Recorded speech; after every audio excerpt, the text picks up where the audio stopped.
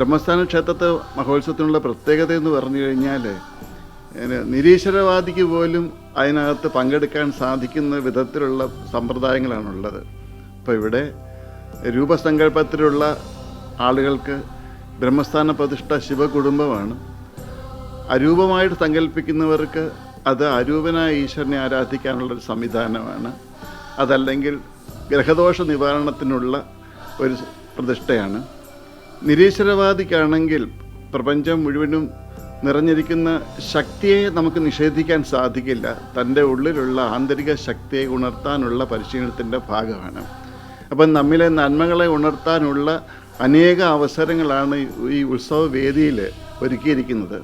ഇവിടെ നമുക്ക് നിസ്വാർത്ഥമായിട്ട് ഇവിടെ എത്തുന്ന ഭക്തജനങ്ങളെ സേവിക്കാനായിട്ട് നമ്മുടെ യൂണിവേഴ്സിറ്റിയിലെ കുട്ടികൾ, സ്കൂൾ കുട്ടികൾ, യുവതലമുറ ഒന്നാകെ അതിനു വേണ്ടിയിട്ട് രാപകൽ പണിയെടുക്കാൻ വേണ്ടി തയ്യാറായിട്ടിരിക്കുന്നു. അതേപോലെ തന്നെ വൃക്ഷങ്ങളെ സ്നേഹിക്കുന്ന, പ്രകൃതിയെ സ്നേഹിക്കുന്ന പുതിയ തലമുറയ്ക്ക് ആവേശം പകർന്നുകൊണ്ട് അമ്മയുടെ വിഷുത്തൈ നീട്ടം പദ്ധതിയുടെ ഭാഗമായിട്ട് എല്ലാ വർഷവും നടന്നിരുന്ന വൃക്ഷത്തൈ നടുന്ന പരിപാടി അമ്മയുടെ എല്ലാ ആഘോഷവേളയിലും എല്ലാ അമ്മയുടെ സാന്നിധ്യത്തിൽ നടക്കുന്ന എല്ലാ പരിപാടികളിലും ഉൾപ്പെടുത്തിയിട്ടുണ്ട്. അതുപോലെ തന്നെ ഇവിടെയും അമ്മ വൃക്ഷത്തൈ വിതരണം ചെയ്യുന്ന ഒരു പരിപാടി ഉണ്ടാവും. അതേപോലെ സമൂഹാർച്ചന, അന്തരീക്ഷത്തിൻ്റെ മലിനമായ ചിന്തകളെ ശുദ്ധീകരിക്കാൻ പറ്റുന്ന രീതിയിലുള്ള മന്ത്രോച്ചാരണത്തോടു കൂടിയ കോടിയർച്ചന, അതിനുള്ള തയ്യാറെടുപ്പും എല്ലാം ഏകദേശം പൂർത്തിയായി കഴിഞ്ഞു. അങ്ങനെ അമ്മയെ കാത്തിരിക്കുകയാണ് ഇവിടുത്തെ എറണാകുളത്തെ മക്കൾ.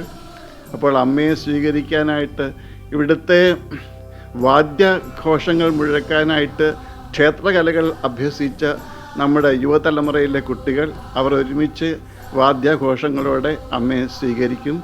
അതേപോലെ കോളേജിലെ വിദ്യാർത്ഥികൾ അവരുടെ വേദിക് ചാൻറ്റിങ്, വേദമന്ത്രോച്ചാരണത്തോടു കൂടിയാണ് അമ്മയെ സ്വീകരിക്കുക.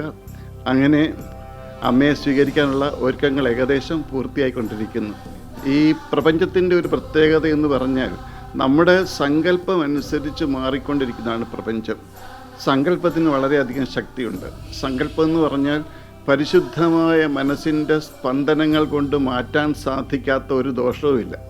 ഇപ്പോൾ പ്രപഞ്ചത്തിൻ്റെ മുഴുവനും താളലയം നിലനിൽക്കുന്നത് പരിശുദ്ധമായ തരംഗങ്ങൾ കൊണ്ടാണ്. ഇപ്പോൾ ഇവിടെ നടക്കുന്ന കോടിയർച്ചന എന്ന് പറഞ്ഞാൽ അന്തരീക്ഷത്തിലെ മലിനമായ ചിന്തകളെ മുഴുവനും മാറ്റിയിട്ട് പരിശുദ്ധമായ തരംഗങ്ങൾ, സ്നേഹത്തിൻ്റെ, ത്യാഗത്തിൻ്റെ ആ തരംഗങ്ങൾ പ്രസരിപ്പിക്കുക. അപ്പോൾ മനുഷ്യ മനസ്സിലെ തിന്മകളെ മായ്ച്ചു കളയാൻ ശക്തമാണ് ഈ തരംഗങ്ങൾ. അങ്ങനെ പ്രാർത്ഥിക്കുമ്പോൾ നമുക്ക് പ്രപഞ്ചശക്തിയുടെ അനുഗ്രഹം ഉണ്ടാകുന്നു. എവിടെ പരിശുദ്ധി ഉണ്ടോ അങ്ങോട്ടാണ് അനുഗ്രഹവർഷം ഉണ്ടാവുക. നമ്മുടെ പ്രാർത്ഥനയെന്ന് പറയുന്നത് വെറും പാഴ്വാക്കുകളല്ല. പ്രാർത്ഥനയെന്ന് പറഞ്ഞാൽ അമ്മ പറയാറുള്ളത് പരിശുദ്ധമായ മനസ്സിൽ നിന്നുണ്ടാകുന്ന തരംഗങ്ങൾ അത് അതിശക്തമാണ്. അപ്പോൾ നമ്മുടെ ഭാവിയെ മാറ്റിമറിക്കുവാൻ നമ്മുടെ ഇപ്പോഴത്തെ പരിശുദ്ധമായ സങ്കല്പം കൊണ്ട് സാധിക്കും. അവിടെ ഈശ്വരൻ്റെ ഒരു സങ്കല്പം കൂടി ഉണ്ടാവുമ്പോൾ നമുക്കത് അനുഗ്രഹ വർഷമായിട്ട് മാറുന്നു. അങ്ങനെ ജീവിതത്തിൽ അതിൻ്റെ അത്ഭുതങ്ങൾ അനുഭവിച്ച അനേക ആളുകൾ ഇന്ന് ജീവിച്ചിരിക്കുന്ന അമ്മയുടെ മക്കളായിട്ട്. അപ്പോൾ അവരുടെ അനുഭവമാണ് അമ്മ പറയുന്ന രീതിയിലുള്ള അനുഷ്ഠാനങ്ങൾ ചെയ്യുമ്പോഴും ഈ രീതിയിലുള്ള മന്ത്രോച്ചാരണം ചെയ്യുമ്പോഴും അന്തരീക്ഷത്തിൽ ശുദ്ധി ഉണ്ടാകുന്നു, മനുഷ്യനിൽ മാറ്റങ്ങൾ ഉണ്ടാകുന്നു. നമുക്ക് വരാനിരിക്കുന്ന പല ദുരിതങ്ങളും മാറ്റുവാൻ അത് സാധിക്കും.